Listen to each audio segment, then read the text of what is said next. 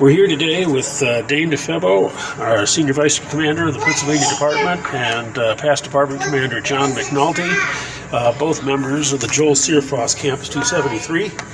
And we just wanted to do some quick questions about the placement of the Joel Searfoss replacement headstone today. Gentlemen, how long has this process been on the books? About 18 years ago we discussed it, and it's been back and forth with all the changes that the government makes every so often as to how we can get the stones. And it finally broke to the way we could do it, and it happened. So we submitted an application with the Veterans Administration, and the requirement was that it had to be shipped to a monument company. So we contracted a local monument company, Owens Monumental, in Bangor, Pennsylvania, right same town as the cemetery, and submitted the application. It's an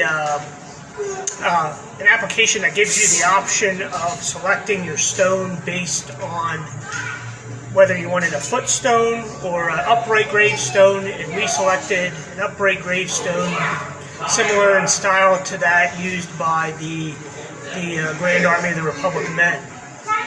So that was all taken care of, submitted to the Veterans Administration in Northampton County, Pennsylvania, and then shipped to the VA the paperwork was shipped to the VA in Quantico, Virginia, and the stones are made in Missouri and then sent back to us. So tell me a little bit about Joel Searfoss and his relationship to the camp, what you know of it. Well, what we know about Joel Searfoss is he was a member of the Grand Army of the Republic Post and was living in Bangor from about the mid-1870s. Bangor didn't take that name for their community until 1875. We know that he had married a woman named Susanna in 1881 in Bangor and was married by the Justice of the Peace in town. And she applied for a widow's pension for him. As far as the camp goes, one of the charter members of the camp was a Jacob Searfoss, who we fairly certain was his son.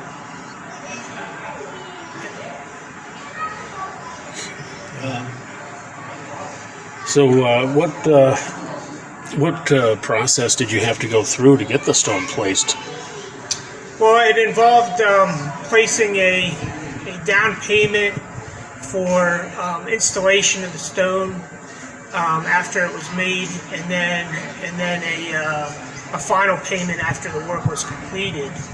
And it also involved using a hoist to take the original stone out of the ground, which although they're only about 2.5 to 3 feet stick above the ground, there's a good equal distance or equal length of stone underneath the ground, and in this case, close to 4 or 5 inches were above the ground at the time it was replaced, and the lettering was worn off of the stone. The original stone said Joel Searfoss's company and regiment, Company H of the 50th Pennsylvania Volunteer Infantry Regiment, but it didn't have his birth or death dates. The new stone, which is granite rather than marble, which the original stone was marble, has his birth and death dates on it. Was that typical Italian marble that wears out so much over time? Yeah, and it was gathering lichen and in the deterioration process. When we first looked at it, it was readable, and it was probably about half again out of the ground. And over the years it just got worse. But even when we first saw it, a group of us, they came up here to try to resurrect the camp, to get it back active again. Ray Fraunfelder took us over to the cemetery to show us where Searfoss was buried. And even at that point, back in 2002, we said, we need to replace this stone. This is not acceptable. And it took this much time and several efforts to finally get the government to give us a stone. And much of the work, the credit goes to Dane. He did a lot of work. He's familiar with Orange Monument. He's done projects with him before. So a good bit of the credit goes to him. Yeah, I understand that this was a project that was very dear to Brother Ray, that he really pushed to get this done for a lot of years. Ray wanted this done. He wanted something done for Isaac Scheimer, who was the last veteran here in the Slate Belt. Turns out he wasn't the last one in the county, so I found that out. But Ray was in his funeral as one of the school children in Bangor. Ray was born here. The only time I think he was ever not living in Bangor was when he was in the Navy in the Pacific in World War II. He went to the Pacific, came back, and I really don't think he ever left this place. He was a font of knowledge and one of the nicest people you could ever meet. I liked him right off.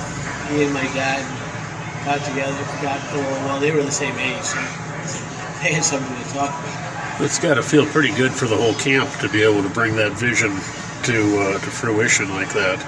That and the Pastie picnic that we had today. Ray and several other members, Ray Weidlich, some of the other old timers, always talked fondly about the Pastie picnic.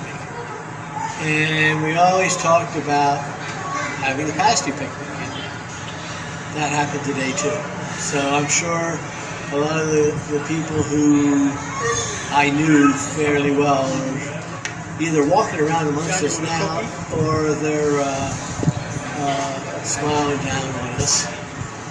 Now, you mentioned a couple of things there about the Slate Belt in Bangor and about pasties. And for those who might not be familiar with some of the significance about the Slate Belt and where Bangor is, could you tell us a little about that? And then maybe after that, tell us a little about the significance of the pasties. Slate Belt lays on the northern edge of the Lehigh Valley and in the northern part of Northampton County, and consists of three townships: Upper Mount Bethel Township, Lower Mount Bethel Township, Plainfield Township, actually four, and Washington Township. That was the later one founded.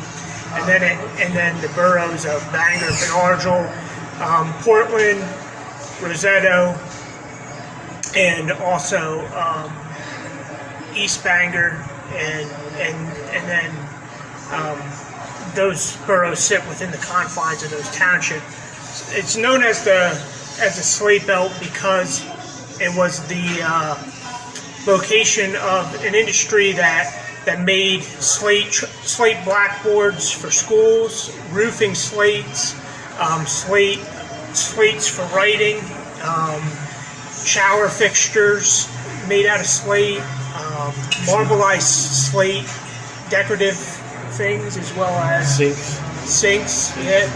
And it was noted for producing a high quality black slate that supplied much of the country, and then until basically other materials were preferred for building, and by about the 1960s the industry had declined considerably.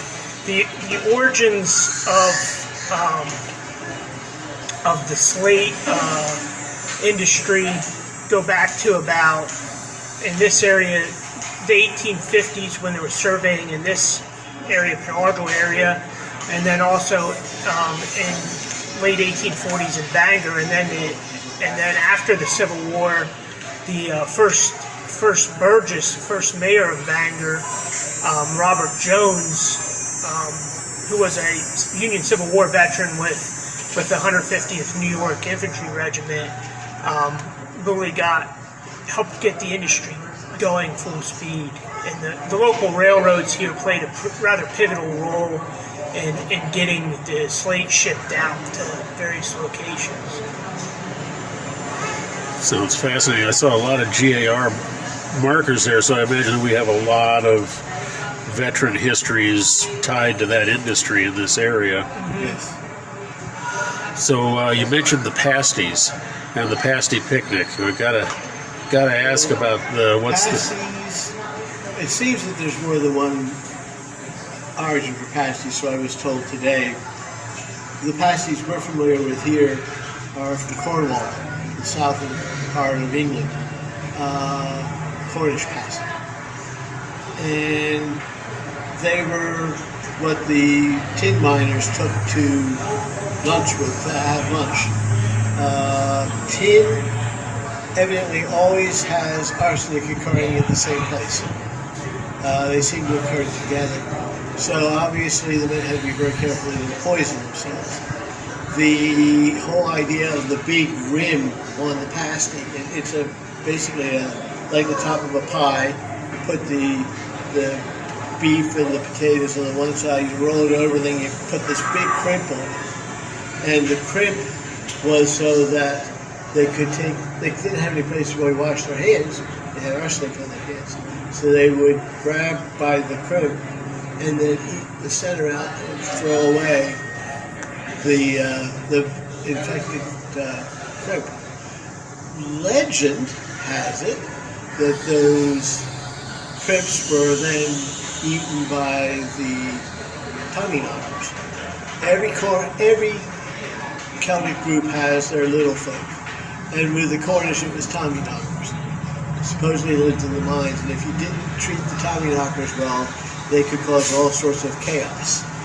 So Cause cave-ins. Cave-ins, all sorts of things. So evidently, they must have been immune to the arsenic, but they would give the crimps to the Tommyknockers. And supposedly, so I've been told, and Dane has said this, the Tommyknockers came along with the pasty, so there probably are some Tommyknockers around here somewhere. That's great. I've never seen one, but you never know. And I understand that the pasties you had made today were in the traditional style, just like the ones the miners would have eaten. They are very much the way they were made in Cornwall, and the way they were made here. You can find pasties in other places that are really different, but these with the flaky, sort of a little bit fatty crust is the traditional way that they were always made here.